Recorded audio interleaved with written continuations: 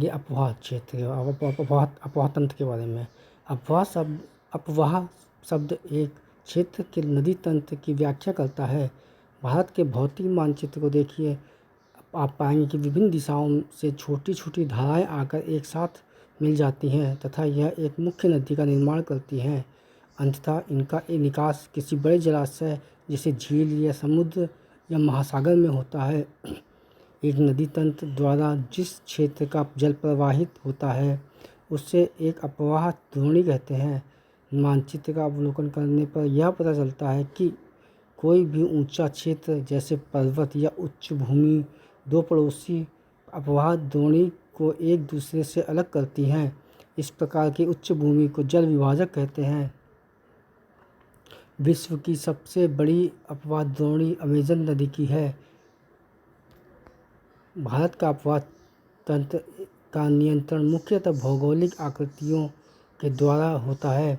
जिस प्रकार इस आधार पर भारतीय नदियों को दो मुख्य वर्गों में विभाजित किया गया है, हिमालय की नदियाँ तथा प्रायद्वीपीय नदियाँ। भारत के दो मुख्य भौगोलिक क्षेत्रों में उत्पन्न होने के कारण हिमालय तथा प्रायद्वीपीय नदियाँ एक दूसरे से भिन्न हैं। हिमालय की अधिकतर नदियाँ बारहमासी ही नदियाँ होती हैं।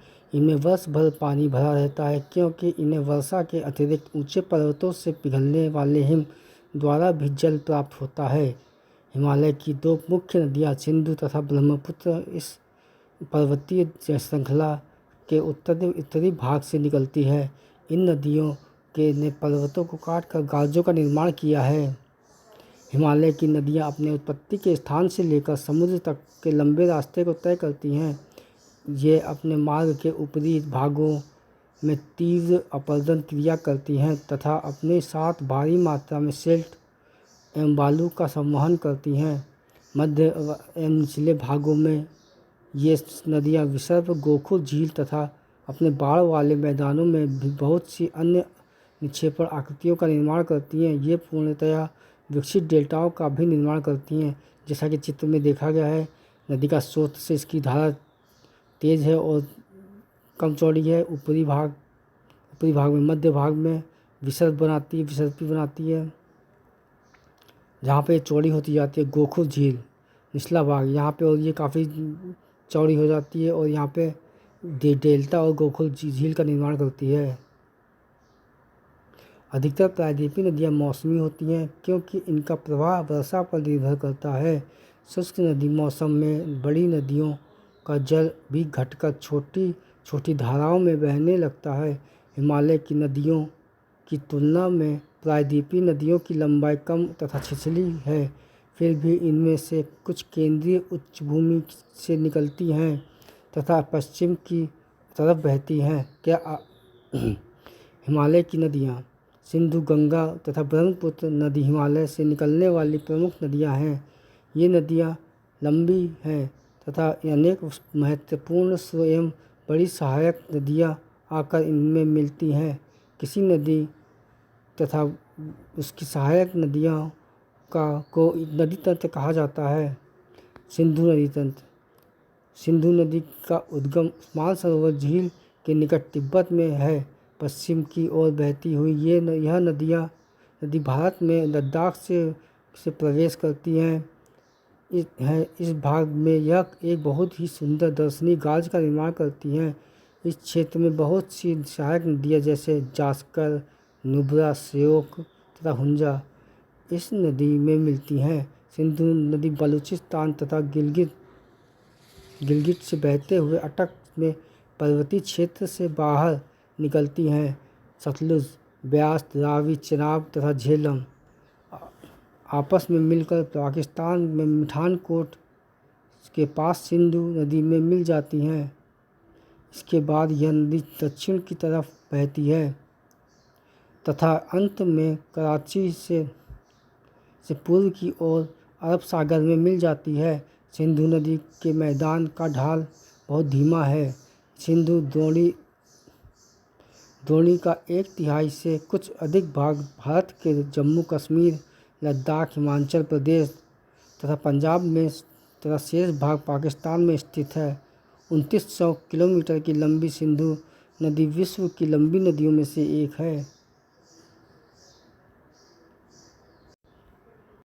सिंधु जल समझौता संधि के अनुच्छेद 1960 के अनुसार भारत इस नदी प्रक्रम में संपूर्ण जल का केवल 20% जल उपयोग कर सकता है। इस जल का उपयोग हम पंजाब, हरियाणा एवं राजस्थान के दक्षिण पश्चिम भागों की सिंचाई के लिए करते हैं।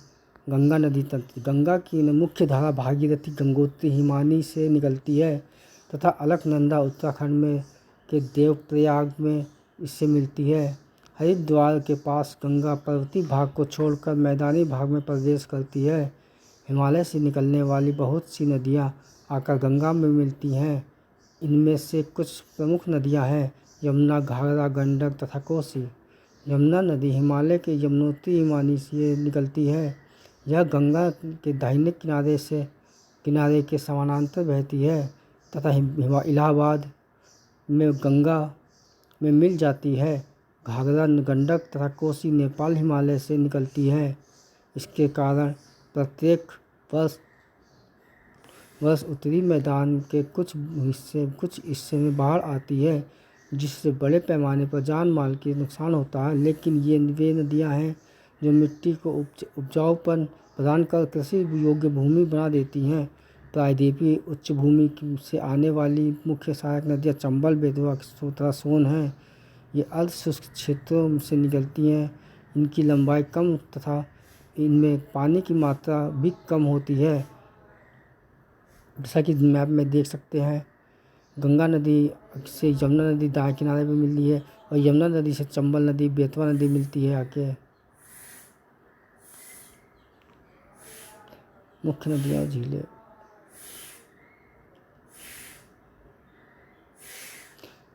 नमामि गंगे परियोजना एक एकीकृत संरक्षण मिशन है।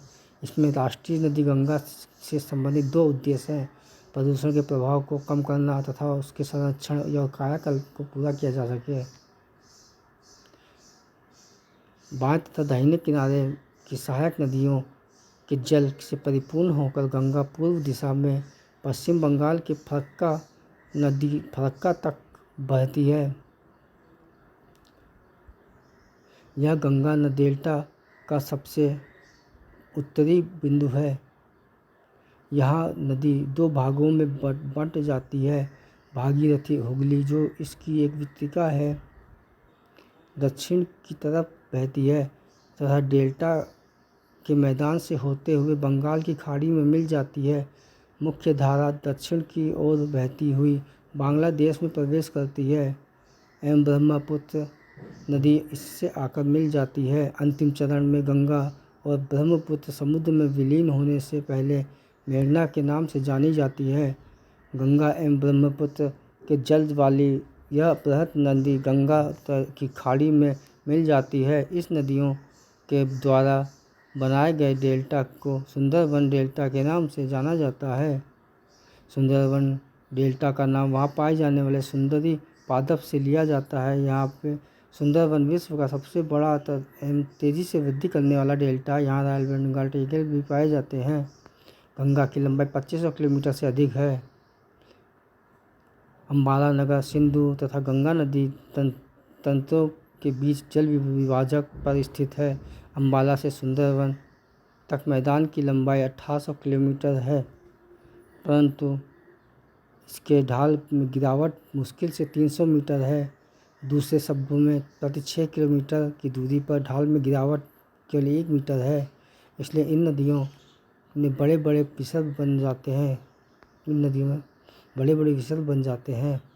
ब्रह्मपुत्र नदी तंत्र। ब्रह्मपुत्र नदी तिब्बत की मानसरोवर झील के पूर्व तथा सिंधु एवं सतलज के स्रोतों से काफ़ी नज़दीक से निकलती है।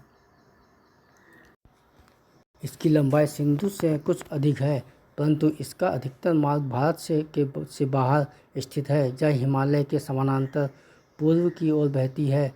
नमचा बरवा शिखर के पास पहुंचकर यह नदी यू आकार अक्षर जैसा मोड़ बनाकर भारत के अरुणाचल प्रदेश में गाज के माध्यम से प्रवेश करती है। यहाँ इसे दिहांग के नाम से जाना जाता है तथा दिबांग, लोहित, केनुला एवं दूसरी सहायक नदियाँ इससे मिलकर असम में ब्रह्मपुत्र का निर्माण करती हैं। ब्रह्मपुत्र को तिब्बत में सांगपो एवं बांग्लादेश में जमुना कहा जाता है। तिब्बत एक शीत एवं शुष्क क्षेत्र है, अतः यहाँ इस नदी में जल एवं सिल्ट की मात्रा बहुत कम होती है। भारत में यह उच्च वर्षा वाले क्षेत्र से होकर गुजरती है। यहाँ नदी में जल एवं सिल्ट की मात्रा बढ़ जाती है।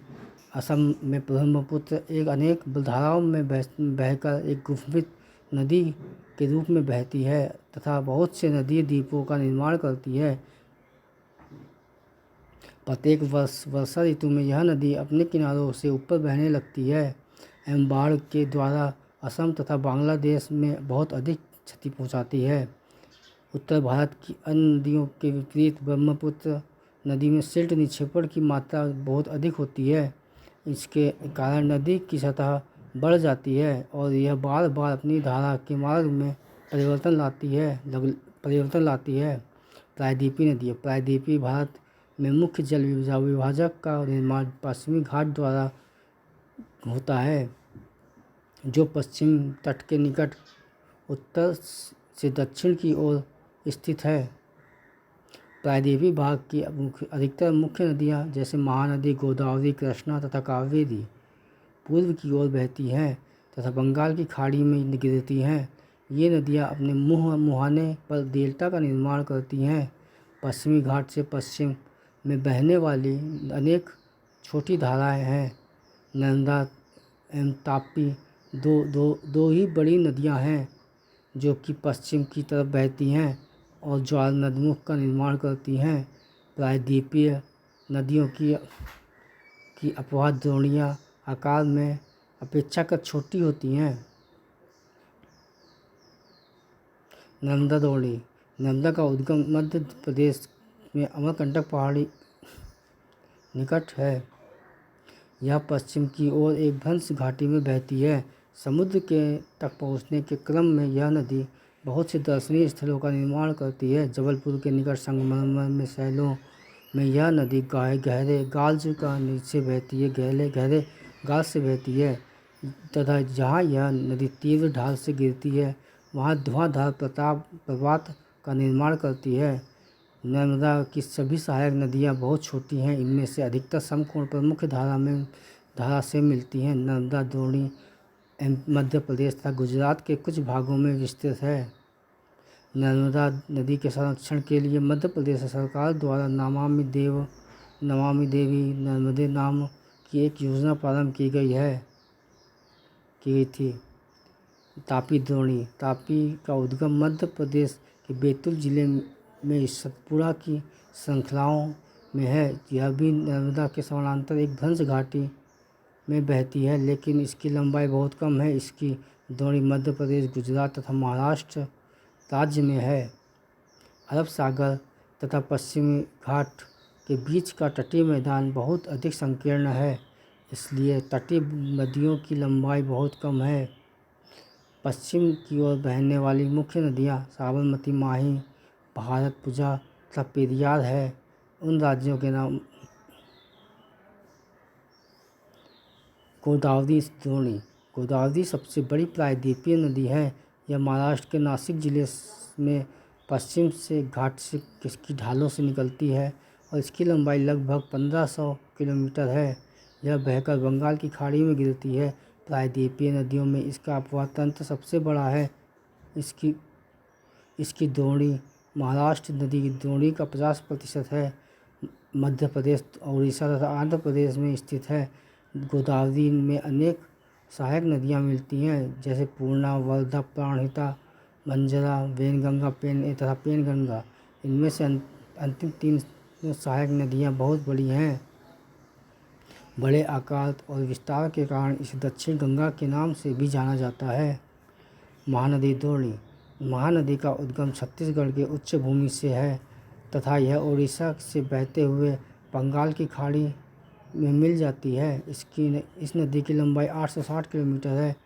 इसकी अपवाह द्रोणी महाराष्ट्र, छत्तीसगढ़ और झारखंड, उड़ीसा में है। कृष्णा द्रोणी। महाराष्ट्र के पश्चिमी घाट में महाबलेश्वर के निकट एक स्रोत से निकलकर कृष्णा लगभग 1400 किलोमीटर बहकर बंगाल की खाड़ी में गिरती है। तुंगभद्रा, कोयना, घाटप्रभा, मूसी तथा भीमा इसकी कुछ सहायक नदियां हैं।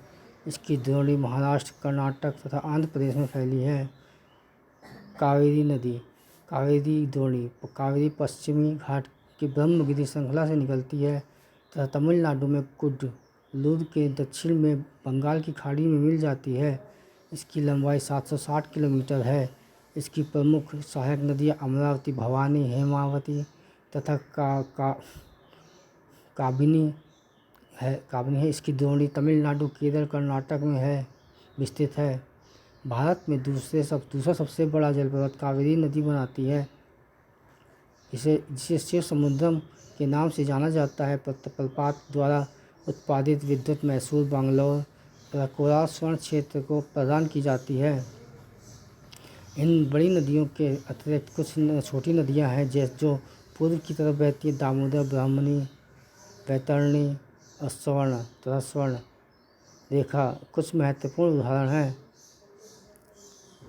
पृथ्वी के धरातल का लगभग 71% भाग जल से ढका है, लेकिन 97% भाग लवणीय है। केवल 3% ही स्वच्छ जल के रूप में उपलब्ध है, जिसका 3/4 भाग हिमानी के रूप में है। झीलें, कश्मीर घाटी तथा प्रसिद्ध डल झील नाव वाले घरों तथा शिकार को आप देखे होंगे, जानते ही होंगे, जो प्रत्येक वर्ष हजारों पर्यटकों को आकर्षित करते हैं। इसी प्रकार आप अन्य झीलों वाले स्थानों पर भी गए होंगे तथा वहां नौकायन, तैराकी एवं अन्य जलीय खेलों का आनंद लिया होगा। अगर मान लीजिए कश्मीर, नैनीताल एवं दूसरे पर्यटन स्थलों में झीलें नहीं होती तो क्या वे इतना आकर्षित करते जितना भी करते हैं? नहीं करते हैं। इन पर्यटकों को आकर्षित करने के लिए किसी स्थान पर झीलों का बहुत महत्व होता है। पर्यटकों को आकर्षण के अतिरिक्त मानव के लिए अन्य कारणों से भी झीलों का महत्व है। पृथ्वी की सतह से के गर्त वाले भाग में जहाँ जल जमा हो जाता है उसे झील कहते हैं। बड़े आकार वाली झीलों को समुद्र कहा जाता है, जैसे कि कैस्पियन सागर, मृत सागर, अरल सागर, ये सब झीलें हैं, लेकिन इनको सागर कहा जाता है। भारत में भी बहुत सी झीलें हैं। ये एक दूसरे से आकार तथा अन्य लक्षणों में भिन्न हैं। अधिकतर झीलें स्थायी होती हैं तथा कुछ केवल वर्षा के ऋतु में ही पानी होता है, जैसे अंतर्देशीय अफवाह वाले अर्धशुष्क द्रोणी वाली झीलें। जहाँ कुछ ऐसी झीलें हैं जिनका निर्माण हिमानियों एवं बर्फ चादर की क्रिया के फलस्वरूप हुआ है, जबकि कुछ अन्य झीलों का निर्माण वायु, नदियाँ एवं मानवीय क्रियाकलापों के कारण हुआ है। एक विसर्प नदी बाढ़ वाले क्षेत्रों में कटकर कोकुल झील का निर्माण करती है। स्पिट, जब्बार तथा बार दूधिका तटीय क्षेत्रों में लैगून का निर्माण करते हैं, जैसे चिल्का झील, पुलिकट झील तथा कोलेरू झील। अंतर्देशीय भागों वाली झीलें कभी कभी मौसमी होती हैं। उदाहरण के लिए राजस्थान की सांभर झील, जो एक लवण जल वाली झील है, इसके जल का उपयोग नमक के निर्माण के लिए किया जाता है। मीठे पानी की अधिकांश झीलें हिमालय क्षेत्र में हैं। ये मुख्यतः हिमानी द्वारा बनी हुई हैं।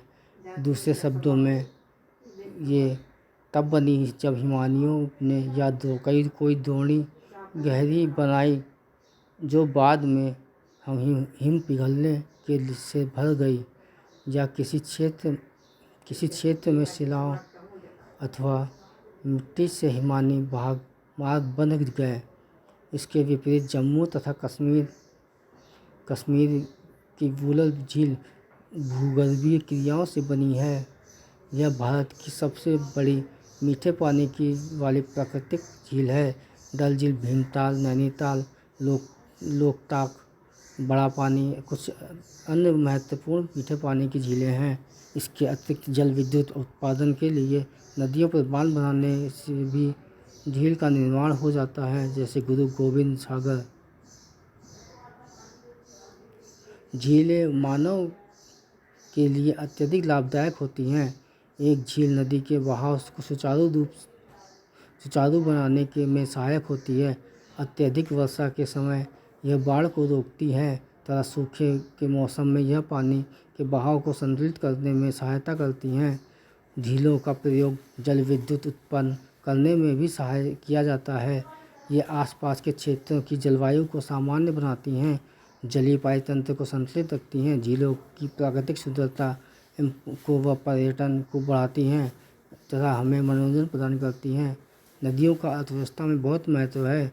संपूर्ण मानव इतिहास में नदियों का अत्यधिक महत्व रहा है। नदियों का जल मूल प्राकृतिक संसाधन है तथा अनेक मानवीय क्रियाकलापों के लिए अनिवार्य है। यही कारण है कि नदियों के तट ने प्राचीन काल से ही अधिवासियों को अपनी ओर आकर्षित किया है। ये गांव अब बड़े शहरों में परिवर्तित हो चुके हैं। अपने राज्य के उन शहरों किंतु भारत जैसे देश के लिए जहाँ की अधिकांश जनसंख्या जीविका के लिए कृषि पर निर्भर है, वहाँ सिंचाई, नौ संचार, जल विद्युत निर्माण में नदियों का महत्व बहुत अधिक है। राष्ट्रीय नदी संरक्षण योजना NRPCP देश में नदी सफाई कार्यक्रम का शुभारंभ 1985 में गंगा एक्शन प्लान के साथ आरंभ हुआ। वर्ष 1995 में राष्ट्रीय नदी संरक्षण योजना NRCP के तहत अन्य नदियों को जोड़ने के लिए गंगा कार्य योजना का विस्तार किया गया। नदियों देश में जल का प्रमुख स्रोत हैं। NRCP का उद्देश्य नदियों के जल प्रदूषण को कम करने के लिए जल की गुणवत्ता में सुधार करना है। नदी प्रदूषण नदी जल की घरेलू, औद्योगिक तथा कृषि में बढ़ती मांग के कारण इसकी गुणवत्ता प्रभावित हुई है। इसके परिणाम स्वरूप नदियों से अधिक जल की निकासी होती है तथा इनका आयतन घटता जाता है। दूसरी ओर उद्योगों तथा प्रदूषण तथा अपरिष्कृत कचरे नदी में मिलते रहते हैं। यह केवल जल की गुणवत्ता को ही नहीं बल्कि नदी के स्वच्छीकरण की क्षमता को भी प्रभावित करते हैं। उदाहरण के लिए दिए गए समुचित जल प्रवाह में गंगा का जल लगभग 20 किलोमीटर क्षेत्र में फैले बड़े शहरों की गंदगी को तनु करके समाहित कर सकता है, लेकिन लगातार बढ़ते हुए औद्योगिकरण एवं शहरीकरण के कारण ऐसा संभव नहीं हो पाता है तथा अनेक नदियों में प्रदूषण का स्तर बढ़ता जा रहा है।